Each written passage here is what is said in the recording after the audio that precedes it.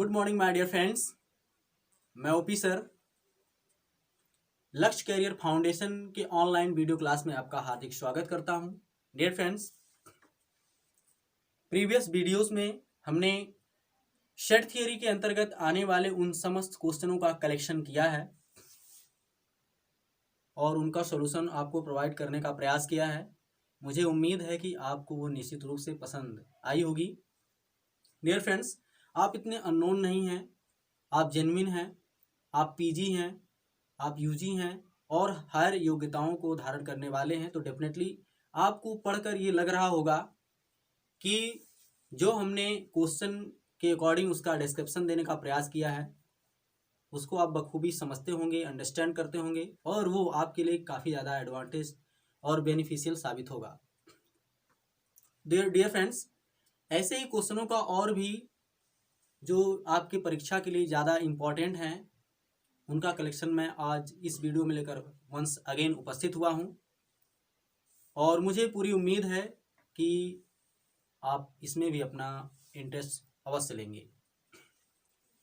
तो dear friends, video में आगे बढ़ने से पहले आपसे हमारी एक छोटी सी रिक्वेस्ट है कि प्लीज़ आप हमारे चैनल पर यदि नए हों तो इस चैनल को आप सब्सक्राइब कर लीजिए और बेल आइकन को प्रेस करके अपने आप को ये आश्वस्त कर लीजिए कि जितनी भी वीडियोस हम अपने इस YouTube चैनल के माध्यम से आप तक पहुंचाने का प्रयास करें उसका नोटिफिकेशन आपको शीघ्र पहुंचे। तो डियर फ्रेंड्स, आप लाइक करना, शेयर करना और सब्सक्राइब करना ना भूलें। चलिए आज की इस वीडियो क्लास में हम शुरुआत करते हैं एक ऐसे सेट थ्योरी पर आधारित क्वेश्चंस की जो एग्जाम्स के लिए ज़्यादा इम्पॉर्टेंट है और ऐसे क्वेश्चन जो होते हैं प्रायः अन्य प्रतियोगी परीक्षाओं में भी पूछ लिए जाते हैं, जिनमें से एक क्वेश्चन मैं लेता हूं जो कि इस प्रकार का है। क्वेश्चन नंबर फर्स्ट, आज के क्वेश्चन की शुरुआत करते हैं इस क्वेश्चन से। तो डियर फ्रेंड्स, चूंकि इसमें हमने पहले से आपको बता दिया था कि आप बीएससी लेवल पर जो है अपनी एक बाइलिंगुअल लैंग्वेज में स्टडी करना शुरू करते हैं तो निश्चित रूप से इंग्लिश का कोई ज़्यादा मायने नहीं होता है। आप एक सामान्य सी अपनी लैंग्वेज में इंग्लिश का इस्तेमाल मैथमेटिक्स में कर सकते हैं, इसीलिए ध्यान दीजिएगा। वैसे भी मैं इसका डिस्कशन करके आपके लिए इजीली वे में बताने का प्रयास करूंगा जहां तक संभव होगा। Dear friends, in this question देखिए क्या दिया गया है। In a class of 25 students, तो आपकी जानकारी के लिए मैं बता दूं कि एक क्लास में जो नंबर ऑफ स्टूडेंट्स हैं वो कितने हैं, 25, और इस 25 में 12 student have taken mathematics. 25 students की जो क्लास है उसमें 12 स्टूडेंट्स ऐसे हैं जिन्होंने मैथमेटिक्स लिया हुआ है और 8 have taken mathematics but not economics.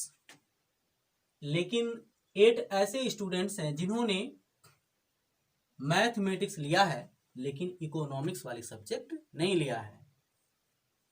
तो ये इसमें हमसे ये पूछा जा रहा है the number of students who have taken both mathematics and economics are. तो कह रहा है ऐसे कितने विद्यार्थी हैं, ऐसे कितने स्टूडेंट्स हैं जिन्होंने मैथमेटिक्स और इकोनॉमिक्स दोनों को लिया हुआ है।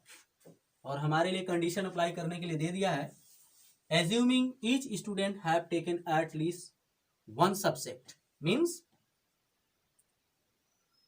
कि कम से कम प्रत्येक विद्यार्थी एक विषय जरूर लिया है। तो ऐसे क्वेश्चंस का आंसर जो है सेट थ्योरी के आधार पर बहुत आसानी से दिया जा सकता है। तो अभी मैं आपके लिए कह दूं कि the number of students who have taken mathematics denoted by a cardinal number NM is equal to 12, is equal to कितना, 12। क्या मैंने कहा अभी कि ये जो 12 है ना, ये क्या है, ऐसे स्टूडेंट्स की नंबर है जिन्होंने मैथमेटिक्स लिया हुआ है।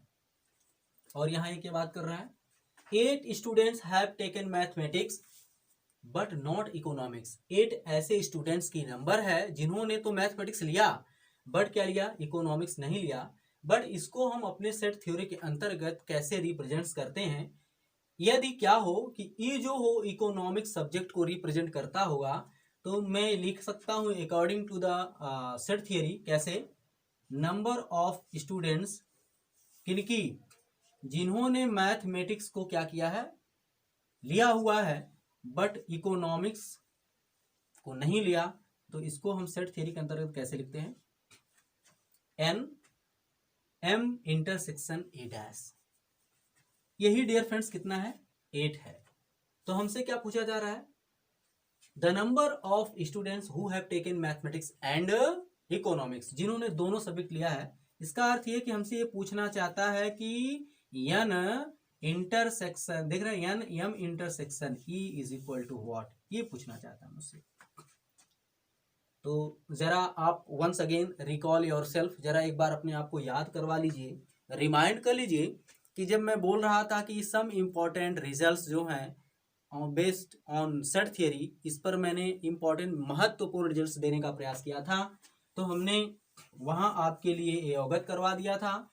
यदि डियर फ्रेंड्स एक सेट ए हो और उस सेट में कॉर्डिनल नंबर एन हो, एन ए इसको कहा जाए, और एक सेट बी हो और उसके कॉर्डिनल नंबर को एन बी से रिप्रेजेंट कर दिया जाए, तो हमने कहा था कि यदि N A intersection B dash हो तो इसको क्या लिखा गया था? N A minus N A intersection B की सहायता से।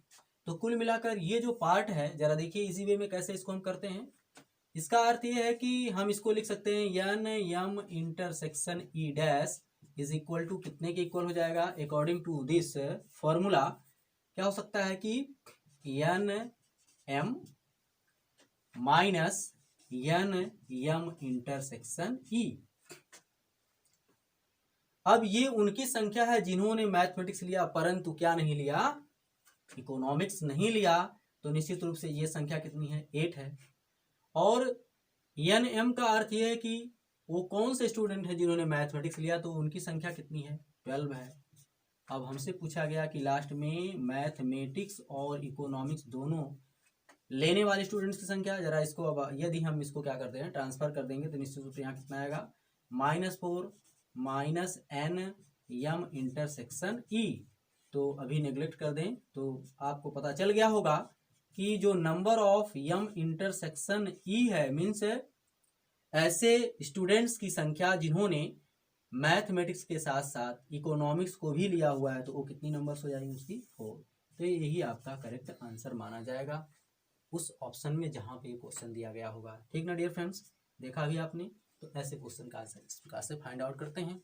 चलते हैं एक और इम्पॉर्टेंट क्वेश्चन पर, जो कि आपकी परीक्षा के लिए काफी ज्यादा इम्पोर्टेंट है। If A B and C are sets, which of the following is correct? आप देख पा रहे हैं कि ए बी सी जो है ऐसे समुच्चय हैं जिनमें ये क्या लिखा हुआ है कि एक रिलेशन, और इनमें से कौन सा रिलेशन जो है इन ए बी एंड सी के लिए क्या है? करेक्ट है। तो डियर फ्रेंड्स इसकी हम बात कर लेते हैं, A union B intersection C. यहां पर आप देख पा रहे हैं कि ए यूनियन बी अब क्या हो गया? A intersection C. क्योंकि क्या है, ये डिस्ट्रीब्यूटिव है, तो इसके अकॉर्डिंग ये जो है सेट नहीं बैठता, उसके लॉ का पालन नहीं करता। इसको चला चेक करते हैं नेक्स्ट वाले को। ये है A U intersection B union C. यदि ए भी डिस्ट्रीब्यूटिव लॉ में है तो ए भी क्या करता है? ए भी क्या है कि इस डिस्ट्रीब्यूटिव लॉ के अकॉर्डिंग उसका भी पालन नहीं करता।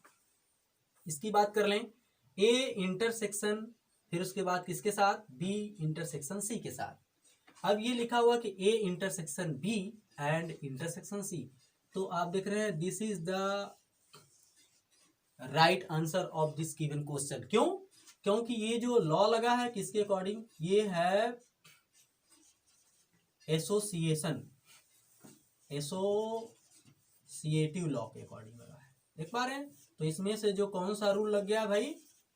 एसोसिएटिव लॉ के अंतर्गत डेफिनेटली ये जो है इसका करेक्ट आंसर है। और ये देखिए जो उसके इक्विवेलेंट सेट के रूप में लिखा है कि इसका रॉन्ग आंसर है। तो इस क्वेश्चन का ये जो ऑप्शन नंबर सी है करेक्ट आंसर माना जाएगा।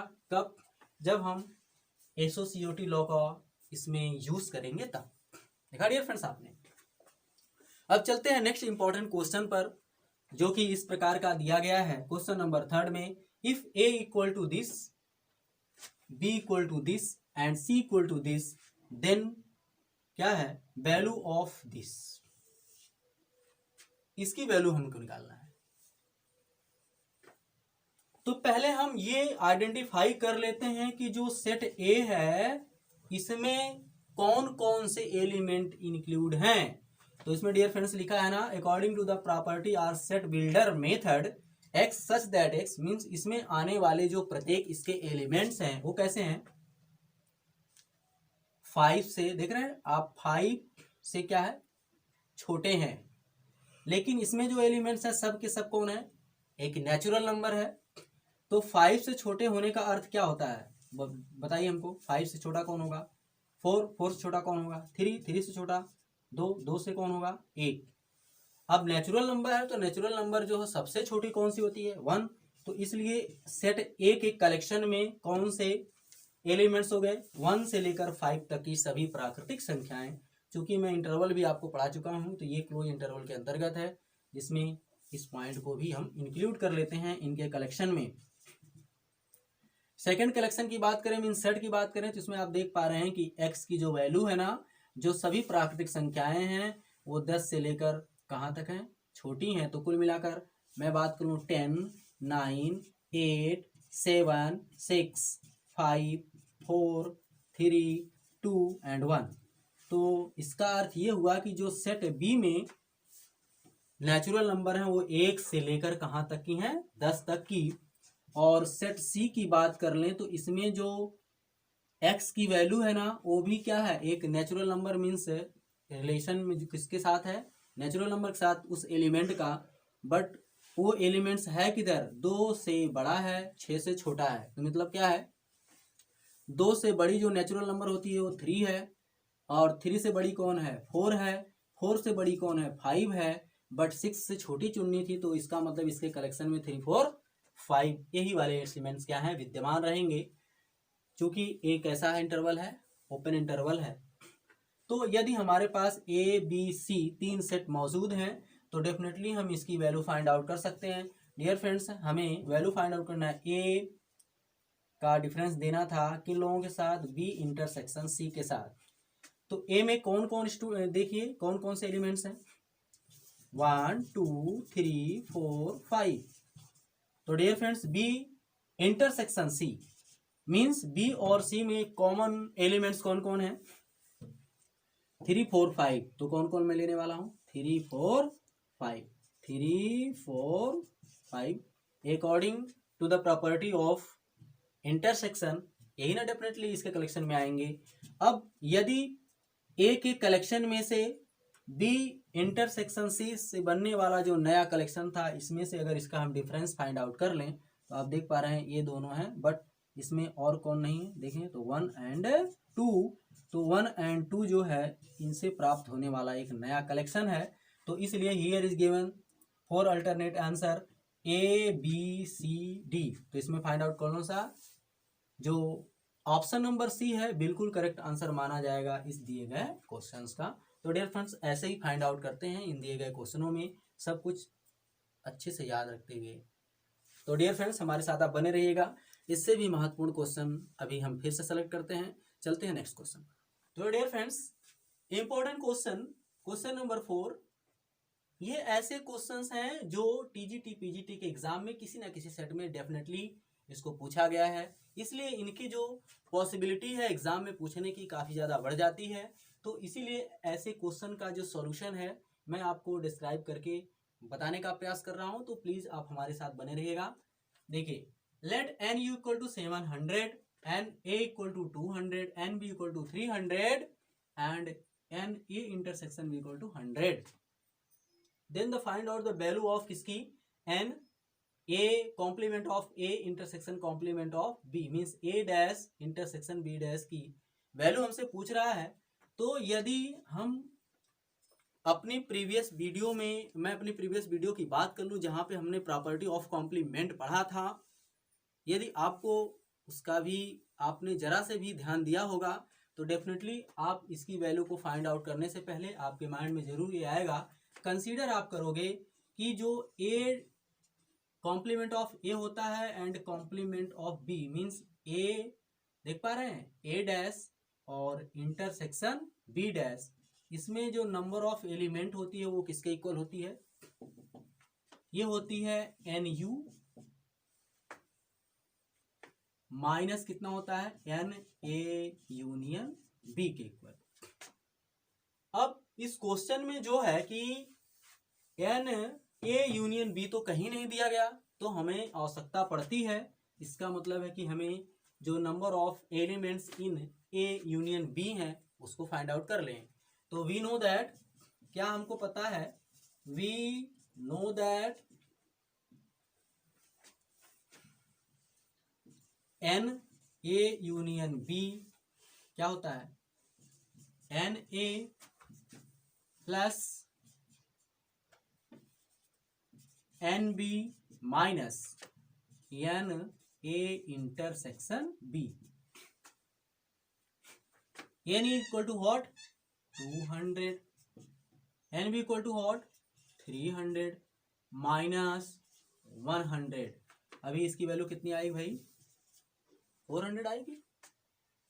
सो देयरफॉर अब हम इसकी वैल्यू ज्ञात कर सकते हैं, therefore N A dash intersection B dash is equal to कितना हो जाएगा, एन यू मीन्स कितना 700 और माइनस कितना 400 इज इक्वल टू कितना आ जाएगा 300।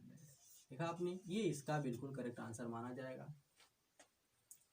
बट हम इसी क्वेश्चंस का आंसर यदि और भी जल्दी से देना चाहते हो तो आपको मैंने ये भी सिखाया था कि property of D Morgan's law की इसमें अप्लाई कर लेते हैं।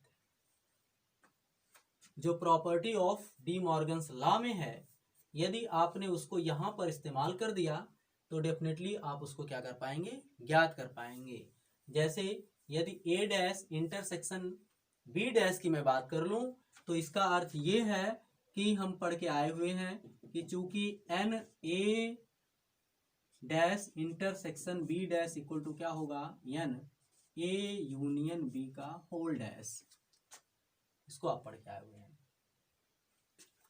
अब इसकी वैल्यू को फाइंड आउट करने के लिए क्या होता है कि डायरेक्टली हम क्या कर सकते हैं कि अपने रूल को अप्लाई इसमें कर देंगे। क्या होगा कि इसको लिखते हैं एन यू और माइनस क्या हो जाएगा एन ए यूनियन बी।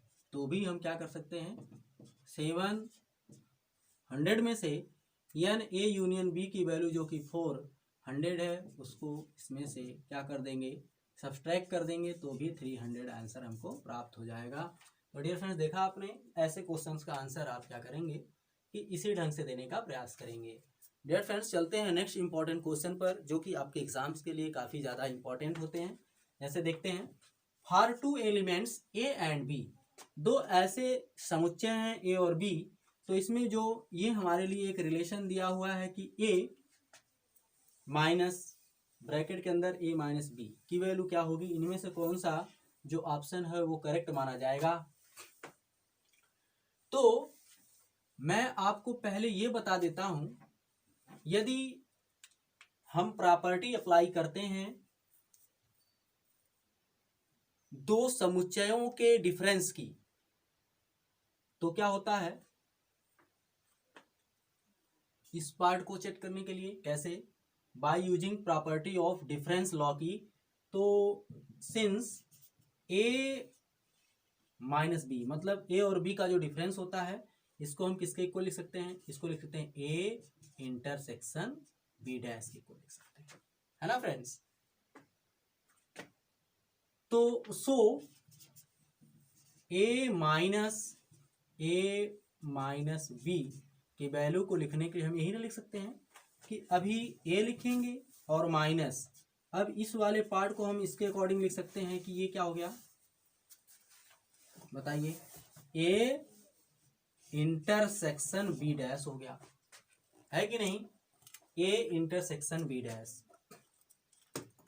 या हम ये भी कह सकते हैं कि अभी ये जो ए है इस टाइप का है और बी के स्थान पर ए आया हुआ है, तो हम इस रूल के अकॉर्डिंग इसको ये भी लिख सकते हैं कि ए इंटरसेक्शन बी के डैश का होल डैश, ये भी तो कह सकते हैं ना इसी के। अब यहां पे यदि हम प्रॉपर्टी लगा दें डी मॉर्गन्स लॉ की, डी मॉर्गन्स लॉ की यदि प्रॉपर्टी यहां पे हम सेट कर दें तो हमको क्या मिलेगा, ए इंटरसेक्शन, इसकी मैं बात कर लेता हूं तो हो जाएगा ये ए डैश और ये क्या हो जाएगा, बोलिए, ये हो जाता है यूनियन, किसके प्रॉपर्टी के अंतर्गत, डी मॉर्गन्स लॉ के अंतर्गत।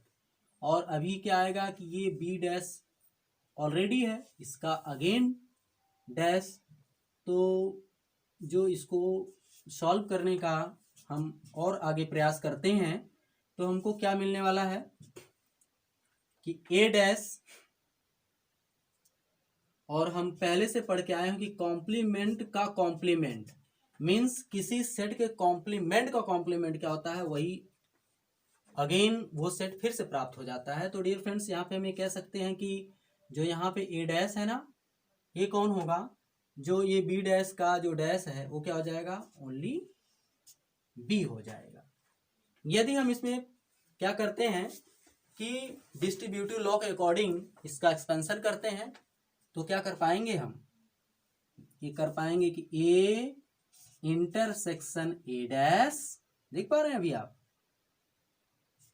और इसके साथ क्या कर पाएंगे कि यूनियन लगा के ए इंटरसेक्शन बी लिख पाएंगे। और हम फिर पहले से ही जानते हैं according to the property of क्या, कॉम्प्लीमेंट के, किसी सेट का उसके कॉम्प्लीमेंट के साथ जो इंटरसेक्शन होता है ये क्या होता है, फाई होता है। और फाई को यदि हम किसी नए सेट के साथ उसका यूनियन करते हैं तो इसका अर्थ होता है कि रिक्त समुच्चय है, तो डेफिनेटली ये क्या आएगा, ए इंटरसेक्शन बी आएगा। इसलिए आप इसमें से सेलेक्ट कर लीजिए कौन सा ऑप्शन जो है कि इसकी वैल्यू को निर्धारित करता है। तो निश्चित रूप से आप देख पाएंगे कि जो इसका ऑप्शन नंबर सी है, this is the correct answer of this question, ये इसका करेक्ट आंसर होगा। डियर फ्रेंड देखा आपने अभी, तो प्लीज आप हमारे साथ अंत तक बने रहिएगा। चलते हैं नेक्स्ट इंपॉर्टेंट क्वेश्चन पर। डियर फ्रेंड्स, जो इंपॉर्टेंट क्वेश्चन की जो सीरीज है उसको मैं इस वीडियो में लेकर उपस्थित हुआ हूं, तो उनमें से जो हम अभी आपके साथ उसका डिस्क्रिप्शन के अकॉर्डिंग जो है सॉल्यूशन देने का प्रयास कर रहे हैं। तो जिसमें जो इंपॉर्टेंट क्वेश्चन नंबर 6 है, जो इस प्रकार का है, if x equal to 2 3, y is equal to 3 4 5, z equal to 2 5, then which of the following is false. तो बोल रहा है कि इनमें से इन तीनों दिए गए सेट्स के लिए कौन सा जो रिलेशन है जो क्या है, फॉल्स है, मीन्स वो ट्रू नहीं है। तो इसका अर्थ ये होता है दिए गए 4 अल्टरनेट आंसर में मात्र एक वो ऐसा आंसर है जो फॉल्स है। इसका अर्थ ये होता है कि 3 इसमें करेक्ट होंगे। तो हम करेक्ट को चेक कर लेते हैं, अभी पता चल जाएगा कौन सा फॉल्स है। तो डियर फ्रेंड्स यहाँ लिखा है कि x minus y, means x का y के साथ जब डिफरेंस लिया गया है तो यहाँ बोल रहा है कि नहीं वो फाई नहीं आया। तो हम भी चेक कर लेते हैं ना कि 2, देखिए 3 और 3 क्या हो गया, वो उसको आपने नेगलेक्ट कर दिया। बट जो होता है इसके सेट में जो रिमेनिंग एलिमेंट्स ऑफ x वही न बचेगा, तो इसमें अभी 2 है, इसलिए क्या है, ये फाई नहीं है। तो ये क्या है, इसका अर्थ ये कि करेक्ट है। तो ये इनकरेक्ट नहीं, मतलब ये फॉल्स नहीं है। दूसरे को चेक करते हैं, y माइनस जेड, ये भी फाई नहीं है। चेक करते हैं y माइनस जेड, मतलब y के साथ जब इसको सेट करते हैं तो आप देख पा रहे हैं यहाँ 5 5 चला गया, अभी 3 4। तो चूंकि ये भी क्या है, ये भी एक एम्प्टी सेट नहीं है, तो ये भी क्या इसका करेक्ट आंसर माना जाएगा। हमें तो फॉल्स सेलेक्ट करने हैं, तो सी पर चलते हैं। Z minus x, Z minus x की मैं बात कर लेता हूं तो 2 5, और आप देख पा रहे हैं कि यहाँ से 2 जब चला जाएगा तो कौन बचेगा, 5। चूंकि ए भी क्या है, रिक्त समुच्चय नहीं आया, तो डेफिनेटली ए भी क्या इसका राइट आंसर है। तो लगता है जो डी है वही पॉसिबिलिटी होती है कि वही फॉल्स होने वाला है, अभी पता चल जाएगा। तो एक्स माइनस वाई, चूंकि एक्स और वाई का जब हम डिफरेंस प्राप्त करते हैं तो एक्स में से आप देख पा रहे हैं 3, तो यहाँ पर इसकी टोली में कौन बचेगा, 2 है कि नहीं, कौन बचेगा 2। और जब इसको जेड के साथ सेट करेंगे, जेड के साथ ऐसे, तो जब जेड के साथ इसका सेट करते हैं तो आपको पता है कि इसके सेट में से जब इसके जो सेट के जो एलिमेंट्स हैं उनको जब हम इसका डिफरेंस फाइंड आउट करेंगे तो 2 है और 2 इसमें भी है, तो जो चला गया तो क्या बचा इसमें, कोई नहीं। कोई नहीं का मतलब क्या है, ये कौन सा सेट है, null set, void set, empty set. तो ये बोल रहा है कि नहीं ये एम्प्टी सेट नहीं आएगा, हमने आंसर फाइंड किया नहीं ये एम्प्टी सेट आएगा, इसका मतलब ये क्या है, यही उसने फॉल्स लिखा हुआ है। तो हमारा जो इस दिए गए क्वेश्चंस का आंसर होगा, आंसर नंबर जो डी है, यही इसका करेक्ट आंसर माना जाएगा। डियर फ्रेंड्स यही जो है वो फॉल्स है, हमने इसको सेट कर लिया। ठीक है डियर फ्रेंड्स, अब बात करते हैं क्वेश्चन नंबर 7 की, जो कि इंपॉर्टेंट क्वेश्चन है। इसको आप देखिए जरा, इसमें बोला if x equal to this, एक x ऐसा है, इसकी टोली में इस प्रकार के एलिमेंट्स लिए गए हैं, और जो एक सेट y है उसकी टोली में मीन्स उसके कलेक्शन में इस प्रकार के सेट एलिमेंट्स लिए गए हैं, then which of the following is correct. तब बोल रहा है कि तब बोलिए कि x और y में जो रिलेशन है ना, इनमें से कौन सा करेक्ट माना जाएगा। तो यहाँ पे बोल रहा है कि जो n है ना, n एक नेचुरल नंबर है, मीन्स क्या है कि सिंस n इक्वल टू 1 2 3 4 5 6 ऐसे। अब हम इस x सेट की टोली में जो एलिमेंट्स हैं उनको चेक करने का प्रयास करते हैं। तो डियर फ्रेंड्स जरा शॉर्टकट करेंगे, 4 टू द पावर आप जानते हैं जब यहाँ पे हम लेंगे 1 तो निश्चित रूप से होगा ये 4। अब यहाँ पे लिखेंगे ये कितना होगा 3, ये होगा माइनस, तो कुल मिलाकर कितना आया 0 आया ना। यहाँ पे 2 पुट कर लेते हैं तो कितना होगा 16, और 16 आप देख पा रहे हैं यहाँ पे कितना होगा 7 6 और 1 7 हो गया। तो 16 में से जब हम 7 को डिडक्ट कर देंगे कितना आएगा 9, है कि नहीं। अभी मैं यहाँ 3 रख लूँ तो 3 करने के पश्चात यहाँ पे क्या मिलेगा हमें, यहाँ पे मिलेगा 64, यहाँ पे कितना होगा 9 और 1 कितना हो जाएगा 10, तो कितना यहाँ मिलेगा 54। देख पा रहे हैं ऐसे करके। तो जब इस प्रकार से जब आप इसको चेक करेंगे और इसके चेक करने के पश्चात आप देखेंगे कि कुछ इस प्रकार के जो एलिमेंट्स हैं सेट ए में क्या है उपस्थित हैं, जबकि सेट वाई की मैं बात कर लेता हूं तो इसमें जो 9 और फिर 9 - 1 इसमें भी n इक्वल टू जो n बिलोंग्स टू क्या लिखा है नेचुरल नंबर। तो 1 2 3 5 यहाँ भी रखिए भाई, तो 1 में से 1 जाए कितना आएगा 0, 2 में से 1 जाए कितना आएगा 9, फिर इसमें आप 3 में करेंगे तो क्या आएगा 18, अब कितना आएगा 27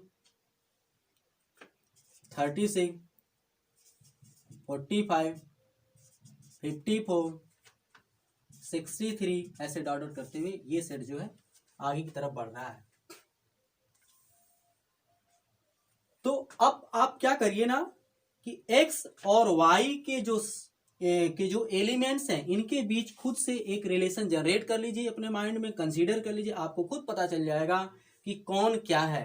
तो यदि मैं x के एलिमेंट्स की बात करूं तो जो x के एलिमेंट्स हैं ये दिखने को लग रहा है कि सब के सब एलिमेंट्स ऑफ सेट x कहां पर हैं, बिलोंग्स टू सेट y। देख पा रहे हैं मतलब क्या है कि x के प्रत्येक जो अवयव हैं सदस्य हैं मेंबर हैं सब के सब y में विद्यमान हैं। तो इसी को आपने पढ़ा था सबसेट के अकॉर्डिंग। तो निश्चित रूप से x के सभी सदस्य यदि y में विद्यमान हैं तो ये देखिए x और y दोनों इक्वल सेट नहीं है, ये रॉन्ग आंसर है।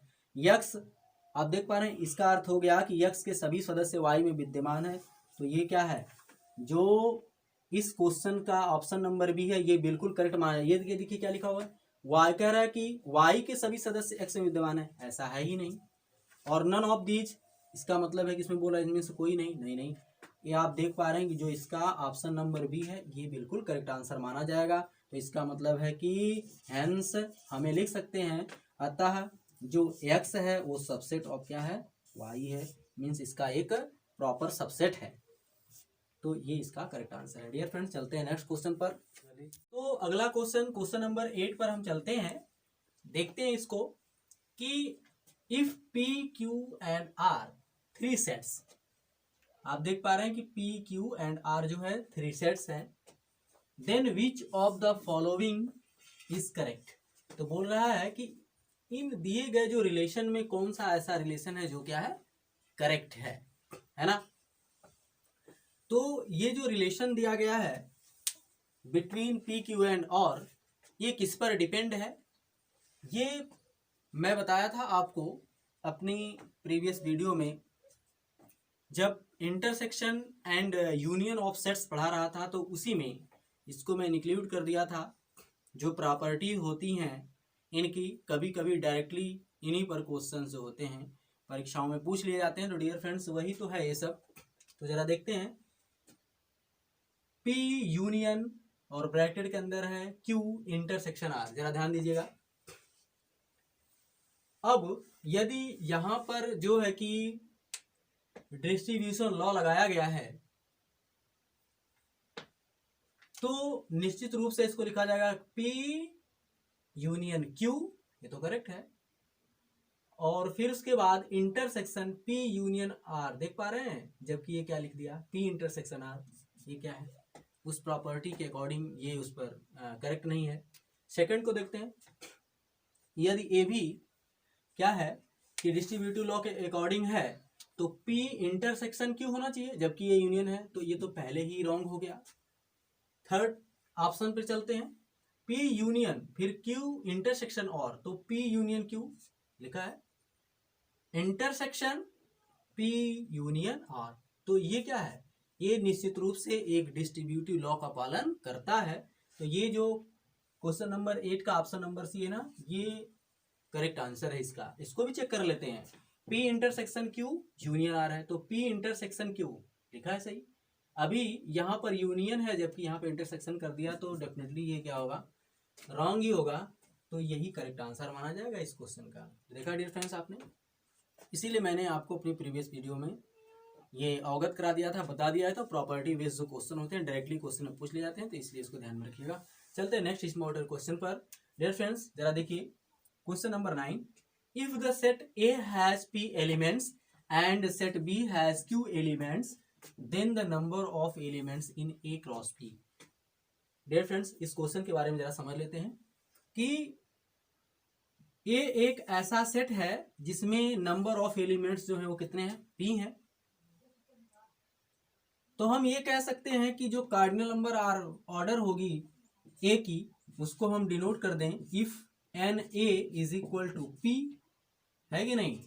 सेकंड की बात कर लें, और जो सेट B है ना, उसमें कितने एलिमेंट्स हैं, Q एलिमेंट्स। तो मैं कह सकता हूं कि NB is equal to Q। तो बोल रहा है then the number of elements in A cross B, means पूछ रहा है कि जो नंबर्स ऑफ एलिमेंट्स हैं Cartesian product of two sets वो कितने होंगे।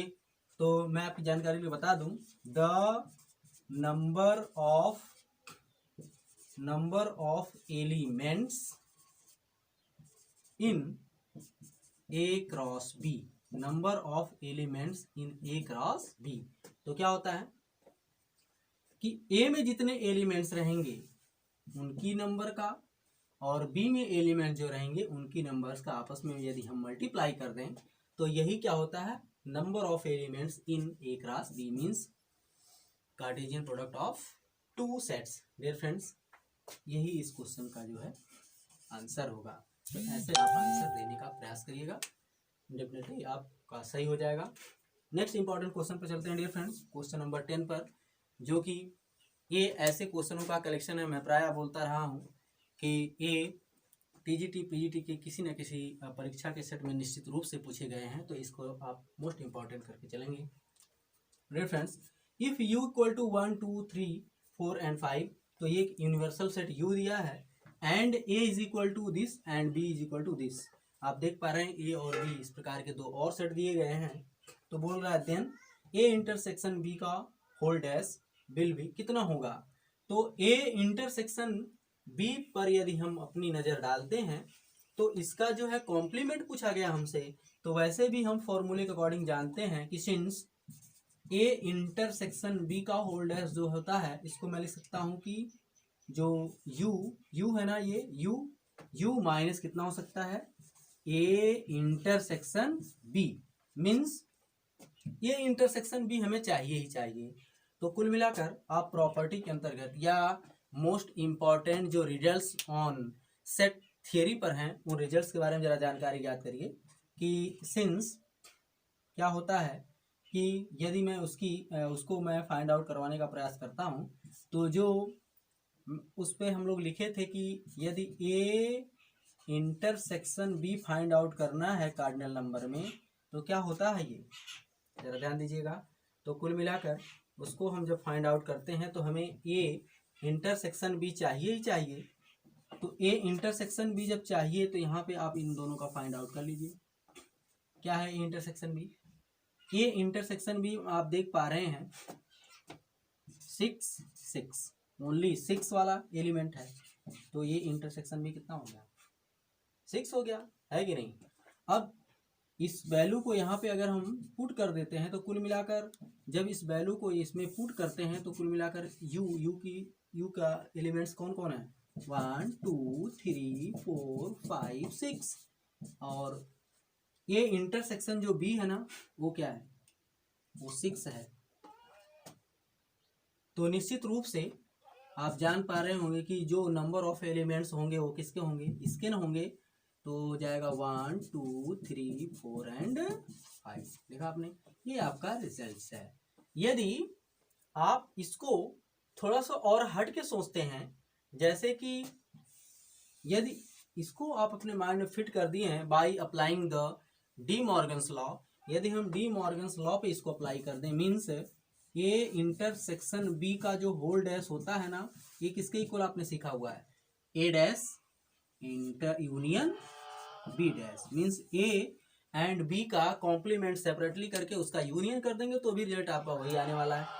तो ए डैश की मीनिंग होती है कि इसको इसमें से हम क्या कर दें, सेटअप कर लें। तो जैसे 1 3 6 1 3 6, तो 1 3 6 की मैं बात करने वाला हूँ। तो 1 3 6, तो 2 4 5, कुल मिलाकर कितना हो गया? 2 4 5 यूनियन। अभी फिर इसमें आप चेक कर लीजिए तो ये कितना आने वाला, कितना है? इसको सेट कर देंगे हम बी डैश। तो बी डैश को इसमें से जब करेंगे कौन बचेगा? 5 6। तो कुल मिलाकर ये कितना आएगा? 5 6 जब इसमें से चला गया है तो 1 2 3 4 1 2 3 4। अब इसका रिजल्ट आप फाइंड आउट कीजिए कितना आएगा, आपको यूनियन कर दीजिए 1 2 3 4 5। बोलिए यही आ रहा है कि नहीं आ रहा है? तो अब दोनों आंसर का कंपेरिजन आप कर लीजिए। तो आप चाहे इस मेथड्स का इस्तेमाल कर सकते हैं, मतलब इस फॉर्मूले का इस्तेमाल कर सकते हैं, और बाय यूजिंग द क्या बोलते हैं कि according to the De Morgan's law, उनके अकॉर्डिंग आपको निकलेगा। तो ऐसे ही इंपॉर्टेंट क्वेश्चन के साथ हम आपको मिलेंगे। मैंने कहा कि अभी मैं यहीं पर इस लेक्चर को रोकता हूं, और इससे भी इम्पोर्टेंट क्वेश्चन का जो हमने कलेक्शन किया है उसके साथ मिलेंगे आपके साथ नेक्स्ट वीडियो में। तब तक हमें दीजिए इजाज़त। आप वीडियो में हमारे साथ बने रहिएगा, आपके लिए काफ़ी ज़्यादा बेनिफिशियल होगा ये, और अपनी तैयारी को आप जारी रखिए। हमसे जुड़ने के लिए धन्यवाद आपका।